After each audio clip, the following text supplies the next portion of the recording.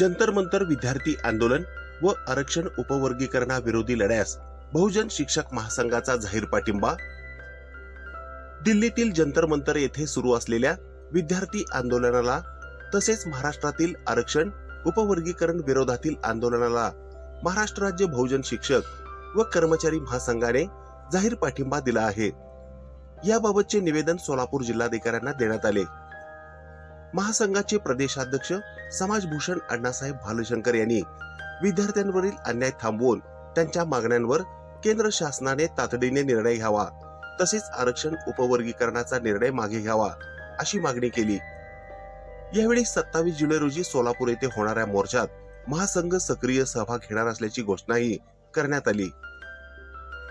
या प्रसंगी महाराष्ट्र राज्य बहुजन शिक्षक व कर्मचारी महासंघाच्या वतीने प्रदेशाध्यक्ष समाजभूषण अण्णासाहेब भालशंकर, राज्य सरचिटणीस बोधीप्रकाश गायकवाड, उपाध्यक्ष रमेश लोखंडे, जिल्हाध्यक्ष प्राध्यापक युवराज भोसले, जिल्हा सेक्रेटरी रवी देवकर, सह सेक्रेटरी डॉक्टर राजदत्त रासोलीगीकर, राज्य सल्लागार प्राध्यापक डॉक्टर औदुंबर जाधव, सदस्य प्राध्यापक सचिन वाघमोडे, जिल्हा महिला प्रतिनिधी प्राध्यापिका अनुराधा पाटील, संघटक प्राध्यापक विकास काटकर, सदस्य प्राध्यापक सागर शिंदे, प्राध्यापक अभिजित भंडारे, महेश मेंढके आणि संघटक अविनाश भालशंकर यांनी निवेदनावर स्वाक्षऱ्या करून आंदोलनाला जाहीर पाठिंबा दिला।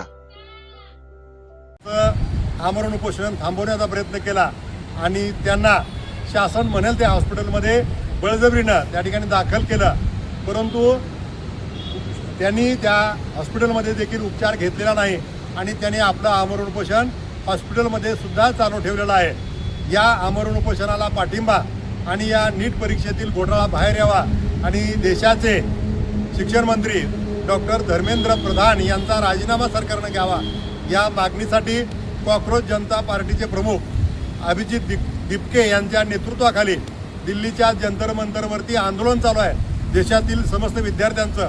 आणि हे आंदोलन दाबण्यासाठी पोलिसांनी बळाचा वापर केला, विद्यार्थ्यांवरती बेछूट लाठीमार केला, एका विद्यार्थिनीचे कपडे फाडले। ही भारतीय संस्कृती किती महान आहे आपण जगाला दाखवून देतो, परंतु दिल्लीच्या पोलिसांनी या भारतीय संस्कृतीचे वाभाडे काढले। विद्यार्थिनीच्या छातीवरती बसून कपडे फाडण्याचा नीचपणा या दिल्लीच्या पोलिसांनी केला। या नीच कृत्याचा महाराष्ट्र राज्य बहुजन शिक्षक व कर्मचारी महासंघ जाहीर निषेध करत आहे। ज्या पोलिसांनी हा नीचपणा केला त्या पोलिसांची कसून तपासणी झाली पाहिजे, चौकशी झाली पाहिजे आणि या पोलिसांवरती कठोर कारवाई करण्याची मागणी महाराष्ट्राचे बहुजन शिक्षक व कर्मचारी महासंघाच्या वतीनं करण्यात येत आहे। त्या पद्धतीचं निवेदन आज सोलापूरच्या जिल्हाधिकारी यांना या ठिकाणी महाराष्ट्राचे बहुजन शिक्षक व कर्मचारी महासंघानं दिलेलं आहे। त्याच पद्धतीने महाराष्ट्र शासनाच्या वतीनं आरक्षण उपवर्गीकरण करण्याचा घाट घातलेला आहे आणि अनुसूचित जातीमध्ये भांडणं लावल्याचा जो या ठिकाणी पद्धतशीरपणे ते षडयंत्र शासनाच्या वतीने चालू केलेलं आहे। या षडयंत्राला हाणून पाडण्यासाठी आनंदराज आंबेडकर साहेबांच्या वतीनं राज्यभर या ठिकाणी तीव्र स्वरूपाची आंदोलनं करण्यात येत आहेत, मोर्चे काढण्यात येत आहे।